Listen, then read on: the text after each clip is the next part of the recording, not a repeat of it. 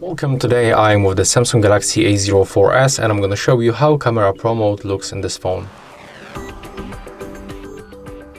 To open Camera Pro mode, you have to open Camera and go for the More modes and select Pro. Right now we can find here 3 parameters at the bottom and few of them at the top. Let's focus on this one. At the first, we can adjust ISO level by moving this slider and also click manual.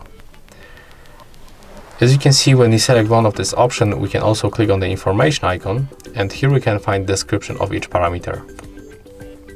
You can close it by tapping on the X.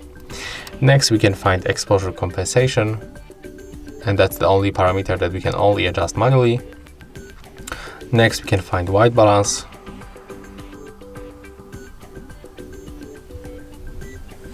Here we can change aspect ratio. We can even get the 50 megapixel mode, as you can see.